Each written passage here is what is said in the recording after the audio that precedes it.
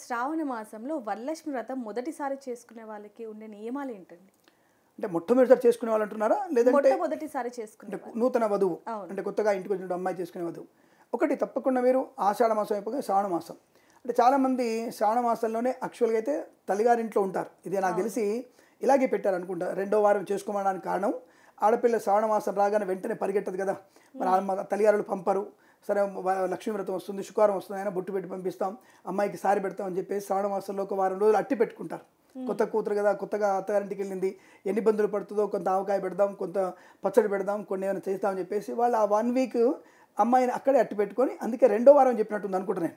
మరి చారుమతి దేవి రెండో వారం ఈ వ్రతాన్ని చేసుకోని చెప్పడానికి కారణం తెలియదు. కానీ నేను అనుకోవడం భౌతికంగా ఆలోచిస్తే ఆషాఢ మాసంలో అత్తగా తల్లిగారింటికి వెళ్ళినటువంటి అమ్మాయి మొదటి శుక్రవారం కాకుండా శనివారం నాడు బయలుదేరి ఆదివారం ఇంటికి వచ్చేసి అత్తగారింట్లో ఈ వరలక్ష్మి వ్రతం నోముకునే ఆచారం ఉండొచ్చు. కొంతమంది ఇళ్లలో తల్లిగారింటోనే వరలక్ష్మి వ్రతం చేసుకుంటారు. అంటే తల్లితో పాటు కూర్చొని వరలక్ష్మి వ్రతం చేసుకొని తర్వాత ఇక అత్తగారింటో కంటిన్యూ చేస్తారు. కానీ చాలామంది అత్తగారింట్లో చేసుకోవాలి. అది చేసుకోవాల్సిన వరలక్ష్మి వ్రతం అత్తగారింట్లో చేసుకోవాలి. నూతన వధువు ఎప్పుడైనా సరే ఆ వరలక్ష్మి వ్రతం చేసినప్పుడు తప్పకుండా 9 మంది ముత్తైదుని పిలుచుకోవాలి. 9 మంది పిలుచుకోవాలి. నవవిధమైనటువంటి అమ్మవారిని పిలుచుకోవాలి. ఆ 9 ముత్తైదులు ఎక్కడ దొరుకుతారు మనకి? భాగ్యనగరంలో, బెజవాడలో, ఏలూరులో 9 మంది దొరికే అవకాశం కష్టం. కాబట్టి ఇక్కడ మళ్ళీ ఒక అనుమానం, అంటే మా కులం వాళ్ళని పిలుచుకోవాలా, మా కమ్మోళ్ళని పిలుచుకోవాలా, మా రెడ్డిని పిలుచుకోవాలా, మా బాపులను పిలుచుకోవాలా, మా కోమట్లను పిలుచుకోవాలా? ఇది తప్పు.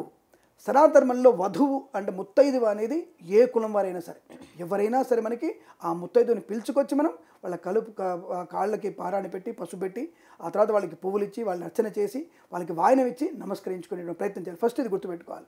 తదుపరి మనకి ఇంట్లో వరలక్ష్మి వ్రతాన్ని పొద్దున్నే అంటే సూర్యోదయానికి ముందే లేవాలి. సూర్యోదయం అయిన తర్వాత 7ంటికి లేస్తానులే, 8ంటికి లేస్తానులే, ఎట్టి పనికి రాదు. సూర్యోదయానికి ముందే నూతన వధువు కానీ వరలక్ష్మి వ్రతం ఎవరైనా సరే సూర్యోదయం ముందు స్నానం అయిపోవాలి, స్నానం పూర్తి అవ్వాలి. మన స్నానం తర్వాత సూర్యుడు లేవాలి. అటువంటి పద్ధతి ఆరించి తప్పకుండా అమ్మాయి ఆ రోజున తలంటు స్నానం చేసుకొని శుక్రవారం తలంటు స్నానం చేసి కాళ్ళకి పసుపు పారాన్ని పెట్టుకోవాలి. పసుపు పెట్టుకొని పారాన్ని పెట్టుకోవాలి. పారాన్ని అంటే ఈ మధ్య వచ్చేటువంటి రంగులు కాదండి, శుభ్రంగా మీరు గోరింటాకి పెట్టుకోవచ్చు. హై గోరింటాకు లేదు, చందనం పసుపు పెడితే ఎర్రగా అవుతుంది, దానిని పారాణిగా పెట్టుకోవాలి తప్ప ఈ కలర్స్ అవన్నీ పెట్టుకునేటువంటి కరెక్ట్ కాదు. చేతులకు కూడా అలా పెట్టుకోకండి.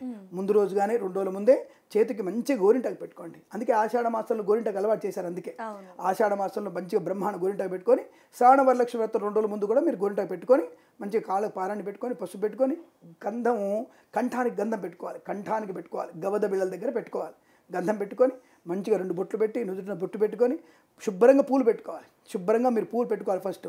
ఆ తదుపరి శుభ్రం అంతా దేవాలయంలాగా మొత్తం ఇంటిని శుభ్రం చేసుకొని దేవుడు అమ్మవారి ముఖాన్ని అమ్మవారి కొబ్బరికాయకి అమ్మవారి అలంకరించి కళ్ళు పెట్టి అమ్మవారికి ఎదుగునటువంటి ఆభరణాలు ఏవైనా సరే ఆభరణాలు వేసి అమ్మవారికి మంచిగా బ్రహ్మాండమైనటువంటి వరలక్ష్మి వ్రతాన్ని శ్రీసూక్త విధానంగా మొట్టమొదటిసారి చేసుకునేటప్పుడు కంపల్సరీగా మీరు బ్రాహ్మణి పిలవాలి.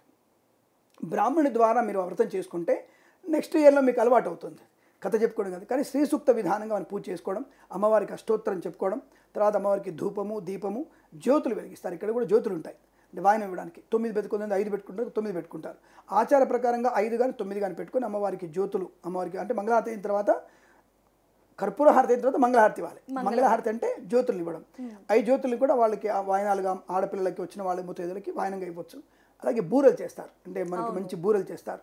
ఆ 9 బూరెలు కానీ అలా 9 బూరెలు తప్పకుండా కాసిన అన్నము తర్వాత మనం వండినటువంటి పదార్థాన్ని అమ్మవారికి నివేదన చేయాలి. తర్వాత బ్రాహ్మణుడికి బియ్యము పప్పు ఈ బూరెలు కూడా మనం వాయనం ఇవ్వాలి. బ్రాహ్మణికి వాయనం ఇవ్వాలి. మొదటి వాయనం అమ్మవారికి ఇవ్వాలి, రెండో వాయనం అయ్యవారికి ఇవ్వాలి, తదుపరి ఆడపడుచుకి ఇవ్వాలి. ఆడపడుచు ఉంటే ఆడపడుచు లేదు సరే అత్తగారికి ఇవ్వాలి. అత్తగారికి పాపం భర్త లేరు సరే మామయ్య గారు కాలం చేశారు, మరి ఎవరికి ఇవ్వాలి? ఒక ముత్తైదుని పిలుచుకొని ముత్తైదుకి ముందుకు ఇవ్వాలి. ఆ వాయనం ఇచ్చే ముత్తైదువ బ్రాహ్మణి ముత్తైదు అయితే ఇంకా మంచిది, శ్రేష్టం. ఎందుకు బ్రాహ్మణ ముత్తైదు కావాలి? ఇది ఒక ప్రశ్న చాలామందికి. చూసారా, బాపనుడు వాడి బ్రాహ్మణుడు అడుగుతున్నాడు అంటే ఎక్కడైతే మాంసాహారం అనేది భుజించకుండా ఉండడానికి అవకాశాలు ఎక్కువ వాళ్ళ ఇంట్లో ఉంటుంది. కాబట్టి ఆ బ్రాహ్మణ ముత్తైదు ఇవ్వడం వల్ల సాక్షాత్ లక్ష్మీశ్వర భావించి ఇచ్చేయాలి. తదుపరి మిగతా వాళ్ళకి అందరికీ ఇవ్వాలి. నేను ఈ కుల మతాలు చెప్పట్లేదు, అందరికీ మీరు ఇవ్వడం వల్ల ప్రయోజనం ఉంటుంది. ఆ వాయనం సమర్పణ చేసి వాళ్ళకి నమస్కరించాలి, అందరికీ నమస్కారం చేయాలి. వాళ్ళ చేతుల నుంచి అక్షంతలు ఇచ్చి అక్షంతలు వేయించేసుకొని తదుపరి భర్త గారి కాళ్ళకి నమస్కారం చేసి, మామగారికి ఒకవేళ ఉంటే మామగారికి అత్తగారు నమస్కారం చేసి, మామగారు అయితే మామగారి పటానికి నమస్కారం చేసుకొని అందరికీ వచ్చిన వాళ్ళకి భోజన తాంబూలాలు తెచ్చి ఆ తదుపరి మీరు భోజనం చేయాలి. ఇది వరలక్ష్మి వ్రతం యొక్క విధానం. సాయంత్రం పూట మళ్ళీ తప్పకుండా ప్రదోషకాలంలో దీపం కొండెక్కితే మళ్ళీ శుభ్రంగా దీపాన్ని కడిగేసి మళ్ళీ దీపారం చేసి అమ్మవారికి అష్టోత్తరం చదువుకోవాలి. ఇక్కడ విశేషం ఏంటంటే కథను బ్రాహ్మణ చెప్పడం వినడం ఒకటి, సాయంకాలం పూట మీరు కూడా మళ్ళీ కథను వినాలి.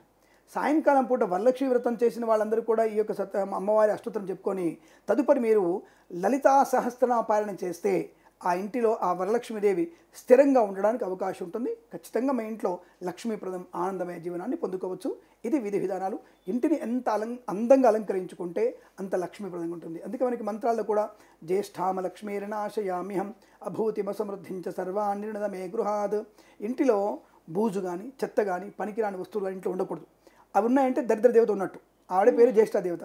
ఇల్లు ఎంత ఇబ్బందికరంగా అసభ్యంగా అంటే అందం లేకుండా ఉంటుందో, నువ్వు పూలు కుడిసైనా సరే శుభ్రంగా అలికి ముగ్గులు పెడితే ఇంటికి అందం ఉంటుంది. ఇంటికి బూజు లేకుండా, చికాకులు లేకుండా, భార్యాభర్తల మధ్య చికాకులు లేకుండా ప్రశాంతంగా ఏ ఇల్లు అయితే ఉంటుందో ఆ ఇంట్లో లక్ష్మీదేవి స్థిరంగా ఉంటుంది. కాబట్టి వరలక్ష్మి వ్రతం రోజున ముందు రోజే ఇల్లంతా శుభ్రం చేసుకొని శుభ్రంగా లక్ష్మీదేవిని మనం ఆహ్వానిస్తే ఆ ఇంట్లో లక్ష్మీప్రదం శాశ్వతమైన లక్ష్మీ శ్రీనివాస గుణానికి అవకాశం బలంగా ఉంటుంది. ఇది వరలక్ష్మి వ్రత విధానం.